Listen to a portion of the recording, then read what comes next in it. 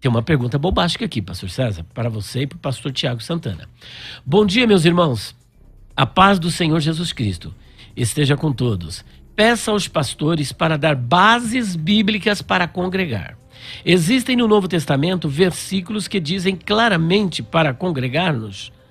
Com exceção de Hebreus 10, 25, Deus abençoe excelente os programas de debate ouço todos os dias. Meu nome é Natan. Quem quer começar a responder esta pergunta para o Natan? Jesus mandou que seus discípulos se reunissem regularmente, por exemplo, para comer o pão e o vinho em memória dele. Os apóstolos seguiam essa ordem. Em Atos capítulo 2, verso 42, eles se reuniam sempre baseados no templo. No começo, a igreja... o começo da igreja foi templário e depois a igreja passa a se reunir nas casas. Depois de Atos capítulo 8, uma fuga ali dos irmãos e ficaram somente os apóstolos em Jerusalém. Em Coríntios capítulo 10, versículo 16, enfim, são muitos versículos falando que a igreja sim tem que se reunir. Essa história dos desigrejados, de que a igreja passa a ser institucional só depois de Constantino, isso é uma falácia muito grande, pastor Elias, porque quando aconteceu o concílio de Nicéia, que inaugura esse namoro entre que é a cereja do bolo do Constantino e tudo mais, quem foi lá? Os bispos. Quem eram os bispos? Quem eram os presbíteros? Quem eram os diáconos? O que o Constantino tinha a ver com isso? Não tinha nada a ver com isso. Então, a instituição, igreja, na Bíblia já é organizada com pastores, presbíteros, diáconos, bispo, apóstolo, missionários e tudo mais. E isso não faz sentido se cada um for um crente avulso. Uma coisa que é importante, né? Por exemplo, a instrução do batismo não foi dada para a pessoa se batizar sozinha. Então, se não houvesse a necessidade de uma igreja enquanto um corpo identificável de discípulos de Cristo, que se reúnem em torno do evangelho, a pessoa poderia se batizar sozinha.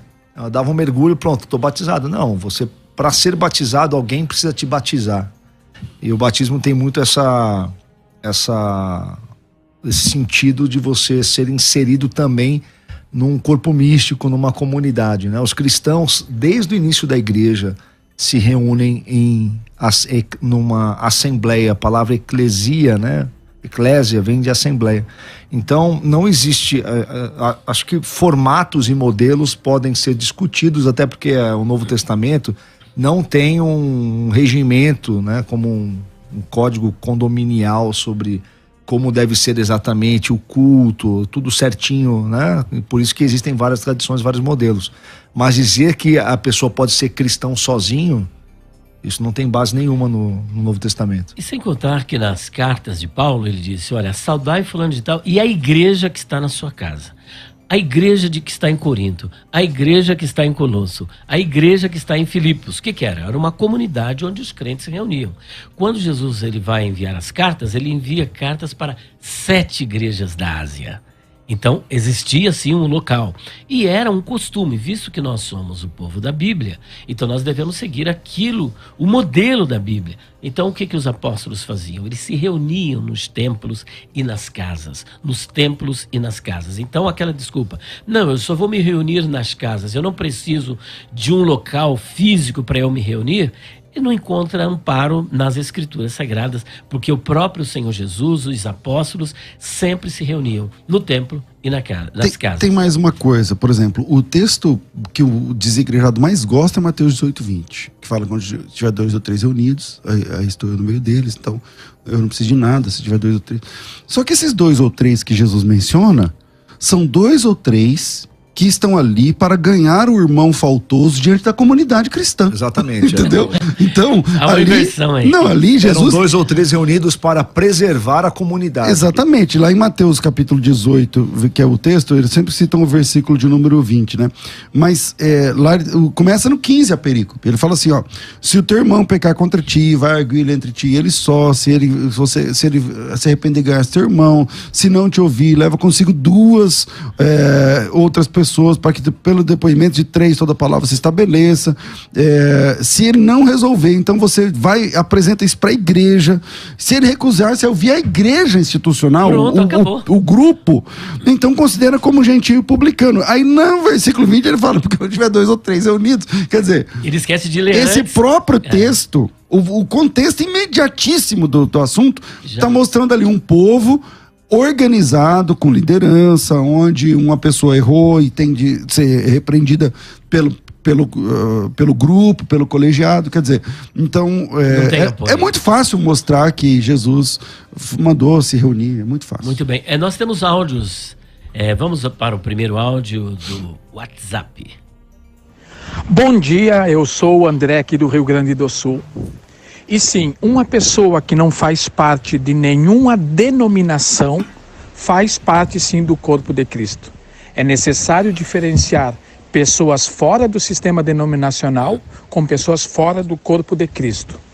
Se pagarem a passagem para mim, eu vou aí no debate e defendo esse princípio. Você não precisa fazer parte de uma denominação para fazer parte do corpo de Cristo, assim como Jesus, Paulo, Pedro e João não fizeram parte de nenhuma denominação. Bom, se ele tivesse numa igreja, não precisaria pedir dinheiro pra gente para pagar a passagem dele, porque a igreja local dele enviaria ele para cá. Essa é a diferença. Tem um ponto aí interessante, né, pastor César, que é o seguinte, né? Ele tem uma posição antidenominação, né? Verdade. Ou não denominacional. Isso é muito comum. Por exemplo, lá na Baixada Santista tem uma igreja que também é antidenominação, e ela se denomina a igreja, em cada lugar que ela está, ela se denomina a igreja da cidade tal, né? Mas é uma denominação. Então, é uma denominação, acaba sendo, quando a pessoa diz assim, olha, quando que nem esse irmão aí, ele diz assim, olha, o sistema, né, é muito utilizado esse termo, né, ele é um conceito completamente sem qualquer fundamento. Por quê? Não existe nada sem sistema na realidade, não existe, só espíritos não tem corpo, não tem modelo, não tem estrutura. Tudo que nós fazemos tem alguma estrutura. Eu entendo a posição da pessoa, e eu lido com isso diariamente. Eu entendo a posição da pessoa que tem crítica ao modelo denominacional mais comum e frequente e diz, estou fora desse modelo, ok? Mas essa pessoa precisa entender que ela cria outro modelo. Ser antissistema é um jeito de ter um sistema. Porque, a não ser que ele diga, eu sou um cristão solitário que não participo de denominação, mas também não participo de nenhuma congregação ou comunidade. Aí ele tem uma posição realmente antissistêmica e solitária. Porque a partir do momento que a pessoa diz assim, olha, eu não estou vinculado a nenhuma denominação, eu me reúno com o irmão sem denominação, que virou a igreja do sem denominação, virou uma denominação. Parece que temos mais um áudio? É isso? Temos mais um áudio, por favor. Bom dia, irmãos. Roberto de São Vicente. Eu acho que a palavra desigrejados não cabe para os irmãos que estão desinstitucionalizados, ou seja, não estão participando de nenhuma instituição, mas estão em comunhão com irmãos, né? E estão procurando uma igreja saudável para congregar.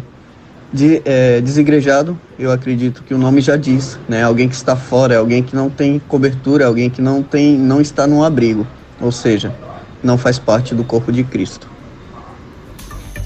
Bom, vamos lá. O irmão aí que não tem o dinheiro da condução para vir para cá, é isso que eu estou te falando. A igreja, a comunidade cristã, porque se ele fala assim, não, eu me reúno aqui com 4, mas nós não temos, então, já instituição. Sabe o que vira, pastor César? Vira assim, ó, eu conheço uma situação parecida lá na minha cidade, né? Por exemplo, se eu começo a me reunir com os irmãos e falar assim, ó, nós não somos uma igreja, nós não somos uma denominação, nós vamos nos reunir aqui na igreja, na casa do Elias. Virou a igreja da casa do Elias. Ganha o nome. É o que tá nas cartas de Paulo. É o que acontece, exatamente. Tá nas cartas Esse irmão aí, não sei o nome dele, né? Mas se ele se reúne lá com 4 ou 5 pessoas... já é uma instituição. Já é uma instituição. Já tem hora para começar o culto, tem local identificável, tudo identificável. É uma denominação, embora ele diga que não é. Agora, o que esse irmão acabou de falar sobre o áudio, eu creio que é resultado do que vem acontecendo de forma assim bastante recorrente. Existem pessoas decepcionadas às vezes com o pastor da igreja, decepcionadas com alguma injustiça que lhe causaram, ou decepcionadas com algum escândalo que ocorreu dentro da igreja, e ele não tem estrutura, até porque aquela igreja não ofereceu estrutura. Um líder que está realmente não firme no Senhor, ele mesmo não tem crescimento, o que é que ele vai oferecer para os seus membros? Então, mas aí, Elias, a gente volta naquilo que eu falei no começo, no primeiro bloco, tudo isso tinha na igreja primitiva. Não digo caracterizar essa pessoa, taxá-la como desigrejado, o fato dela ter saído daquela igreja, está procurando... Não, não é um desigrejado. Não, isso não é um desigrejado. Agora existem aqueles, por exemplo, o pessoal da teologia reversa, foram da Assembleia de Deus ou foram batista, hoje estão militando contra a palavra de Deus, lutando contra Cristo, contra a revelação bíblica. É o desigrejado que é contra, radicalmente contra a igreja e contra Deus. Aí eu aposto, Aí o inimigo da cruz também sempre teve, entende? Então, só que as pessoas, se você falar isso pra ele fica ofendido. Ele fica ofendido, mas peraí, mas você é contra o que Jesus falou sobre a igreja? Porque Jesus, lá em Mateus 16, lá em Mateus 18, que eu estou citando aqui, o próprio texto dos 2 ou 3 reunidos no meu nome, é um contexto, é uma das únicas vezes que Jesus Cristo fala sobre a instituição, a igreja. Entende? Então, em Mateus, acho que ele fala 2 vezes, e uma delas é nesse mesmo texto. Então, dizer que a pessoa, ele é contra toda reunião, não, então ele não é irmão. Então ele não é irmão. E é contra a palavra, contra Cristo, né? Exatamente. Então ele se batiza sozinho, ele toma ceia sozinho, ele traduz a Bíblia sozinho, ele se resolve sozinho. Agora, só pensar assim, se todo crente... É a mesma coisa do movimento LGBTQIA+. Mesma coisa. Porque assim, se esse movimento ganhar o mundo, acabou a humanidade. Dentro de pouco tempo. Não, acabou a humanidade. Ninguém não se procria. Entendeu? É a mesma coisa o desigrejado. Se esse cara que ele chamou aí, que falou que se a gente pagar, dá o dinheiro para ele, ele vem. Tá, se todo crente no mundo for igual a ele, acabou a igreja. Verdade. Acabou, não, ninguém mais traduz a Bíblia, não se envia missionário, não se dá assistência aos pobres, porque a igreja está no mundo também para isso. Porque a igreja, acabou. A igreja é identificável, né? A congregação identificável de discípulos, ignorando o modelo, a discussão de modelos, né? Ela é um sinal histórico do reino de Deus. Ela é aquela comunidade que preserva ali, né, a mensagem e a continuidade da igreja.